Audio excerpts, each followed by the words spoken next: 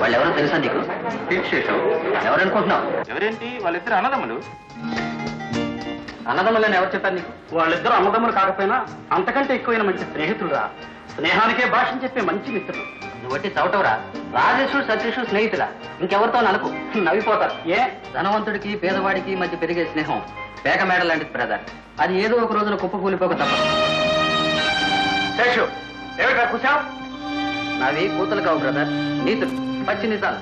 ఆ సతీష్ నీతో స్నేహం ఎందుకు నటిస్తున్నాడో తెలుసా? నువ్వు జీతం కడతావని, పుస్తకాలు కొనిపెడతావని, బట్టలు కుట్టిస్తావని, భోజనం పెట్టిస్తావని. ఆ స్నేహం ముసుగులో వాడు నేను వాడుకుంటున్నాడు బ్రదర్.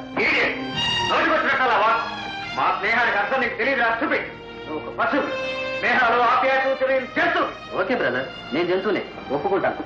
ఆ సతీష్ కోసం డబ్బు ఖర్చు చేయటం ఆపి చూడు. వాడు మరుక్షణమే నిన్ను వదిలి మరో ఖర్చు పెట్టే కనుక వెంట పడకపోతే నన్ను చెప్పెట్టు కొట్టు.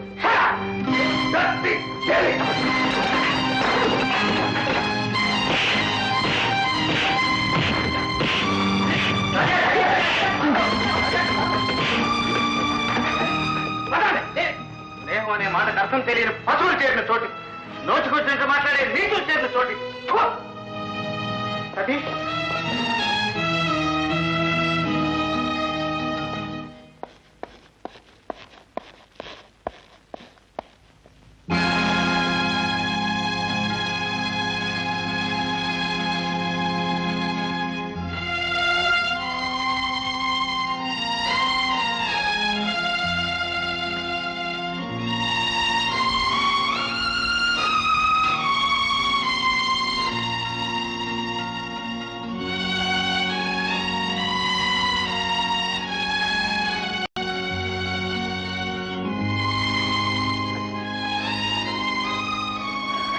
సతీష్, అచ్చా రాత్రంతా పడుకోనే లేదా నువ్వు? నీకు ఇలా ఉంటే నాకు ఇలా నిద్రపడుస్తారా? నా కోసం తెల్లవారులు ఇలా కూర్చునే ఉన్నావా? నీలాంటి నిజమైన స్నేహితుని సంపాదించుకోగలిగిన నేను ఎంతో అదృష్టవంతుని సతీష్.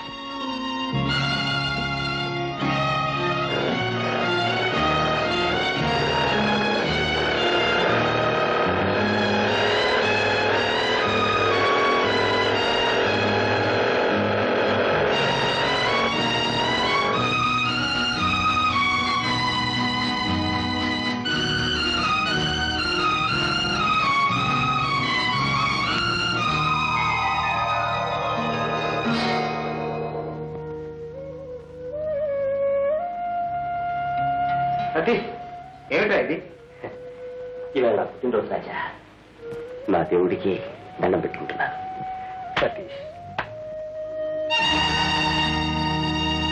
సతీష్ ఇటు ఏమైనా వచ్చాడా? ఇప్పుడే రైల్వే స్టేషన్ లో చూశాను రాజేష్.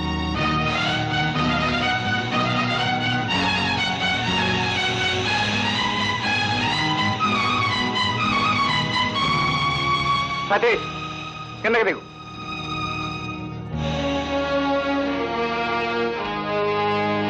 పద. ఎక్కడికి రాజా? రూమ్కి. ఇంకేం మాట్లాడకు, పద. నేను రాను. రాలేనురా. సతీష్, ఏమిట్రా ఇది? నాతో మాట మాత్రమైనా చెప్పకుండా నన్ను వదిలి వెళ్ళిపోదాం అనుకున్నావా? న్యాయమేనా ఇది? క్షమించు రాజా. శేషు మాటలు ఈటెల్లా నా గుండెల్లో గుచ్చుకుపోయారా.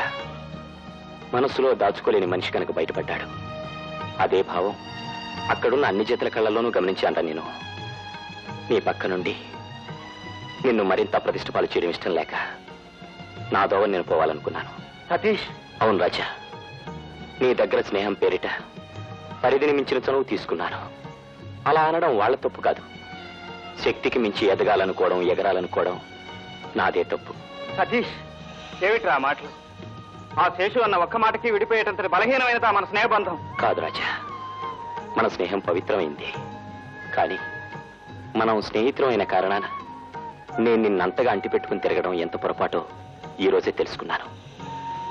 నా పేదరికం స్నేహం అనే పవిత్రమైన పదాన్ని అపవిత్రం చేయటం నాకిష్టం లేదు రాజా.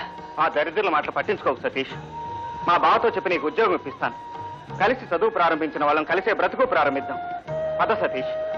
వద్దు రాజా, నా కోసం కళ్ళల్లో ప్రాణాలు పెట్టుకుని ఎదురు చూస్తున్న మా అమ్మ దగ్గరికి వెళ్ళిపోతాను.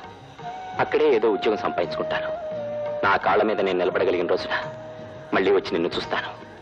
రాజా, ఆధారం చూపించిన మనిషి మీద జీవితాంతం ఆధారపడి బ్రతకడం మంచిది కదరా. సతీష్, నేను నీవాణ్ణి రాజా. నేను చదివిన చదువు నువ్వు పెట్టిన భిక్ష, నేను తొడిగిన బట్టలు నీవి, నా శరీరంలోని అణువణువు నీకు రుణపడింది. మన స్నేహం కలకాలం ఇలాగే నిలిచిపోవాలి. రాజా, ఈ పేద స్నేహితుడికి నవ్వుతూ వీడ్కోలేవు. సతీష్, పెళ్లి తీరాలన్నదే నీ నిర్ణయం అయితే ఆపి నిన్ను బాధ పెట్టను. కానీ రోజుకో ఉత్తరం నీ దగ్గర నుంచి నాకు చేరాలి. ఆ అక్షరాల్లో నిన్ను చూసుకుంటాను. ఇదిగో, మన స్నేహానికి గుర్తుగా ఇది నీ దగ్గర ఉంచు. రాజా, నువ్వెప్పుడు ఈ గుండెల మీదే ఉండిపోతావు. కుచేలుడు స్నేహితుడైన కృష్ణుడికి ఏమిచ్చాడో తెలుసా? పిడికెడు అటుకులు. అలాగే ఈ స్నేహితుడి చిరుకానికి తీసుకో. ఇది మా నాన్నగారు నాకు ఇచ్చిన వాచి. నా గుర్తుగా నీ దగ్గర ఉంచు. రేపో మాపో ప్లేడర్ కాబోతున్నావు. ఈ గడియారంలాగే బీదా గొప్ప తారతమ్యం లేకుండా నీ విధి నువ్వు నిర్వర్తించు.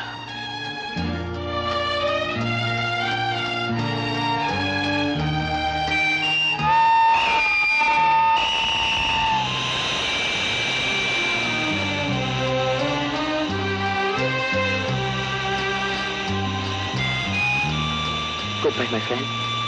Goodbye.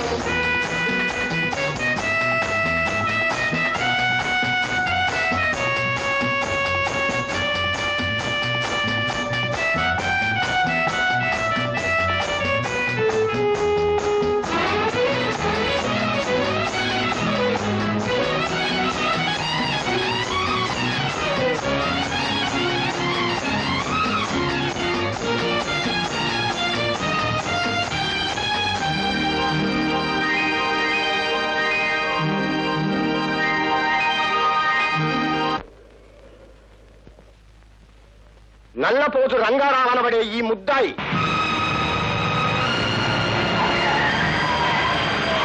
రోజీ అనే ఒక వ్యభిచారిని తానే చంపానని తనకు తానుగా ఈ ముద్దాయి ఒప్పుకున్నందున ప్రాసిక్యూషన్ వారి వాదం ప్రకారం సదరు ముద్దాయి తుపాకీతో 2 సార్లు కాల్చి చంపాడని భావించబడుతోంది. డిఫెన్స్ వారు తమ వాదాన్ని కొనసాగించలేకపోతూ ముద్దాయి చిన్నవాడైన కారణాన శిక్షను తగ్గించవలసిందని అభ్యర్థించినందున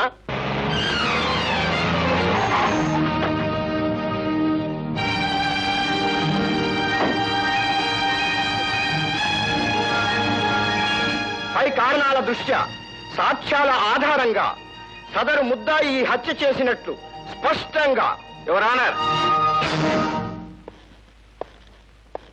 కోర్టు వారికి అంతరాయం కలిగిస్తున్నందుకు క్షమించండి. చదువుతున్న జడ్జిమెంట్కి అంతరాయం కలిగించడం, అడ్డుపడటం కోర్టు వారిని ఉల్లంఘించిన నేరం కింద పరిగణింపబడుతుందని ఘనత వహించిన ప్లేడర్ గారికి తెలిసే ఉంటుందనుకుంటాను.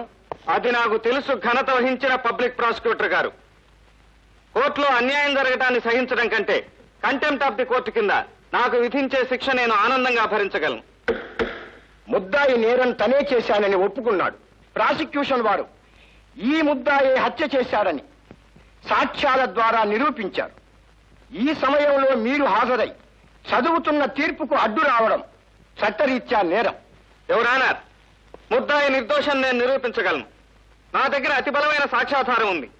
నా ప్రయత్నంలో నేను విజయం సాధించకపోతే కోర్టును ఉల్లంఘించిన నేరానికి కోర్టు వారు నాకు విధించే శిక్షను స్వీకరించగలనని మనవి చేస్తున్నాను. సరే, మీ వాదన ప్రారంభించండి. Thank you your honour. నువ్వు ఈ హత్య చేశావని ఒప్పుకున్నావా? అవును, చేశాను కాబట్టి ఒప్పుకున్నాను. నువ్వు రోజీని కాల్చి చంపావు, అవునా? అవును. ఛార్జ్ షీట్ ప్రకారం ఎడమ కంటి ద్వారా గురి చూసి కాల్చి చంపావు, అవునా? అవును. ఈ ఎడమ కన్నేది? ఇది. ముద్దాయి చెప్పింది నిరూపించబడిందా యువర్ ఆనర్? ఎస్, ఆ విషయం రికార్డు చేయబడింది. నువ్వు ఎన్ని వేళ్ళు తల తప్పకుండా చూసి చెప్పు. అబద్ధాలు చెప్తావా? You liar.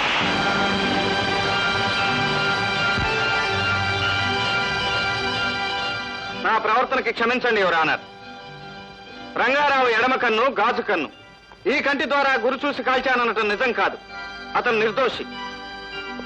డబ్బుకు ఆశపడి అసలు దోషిని తెరచాటును దాచి తానే దోషినని కోర్టు వారిని మోసగించాడు. హత్యా నేరానికి కాక కోర్టును మోసం చేసిన నేరానికి ముద్దాయికి శిక్ష విధించవలసిందిగా కోర్టు వారిని కోరుకుంటున్నాను. That's all your honour.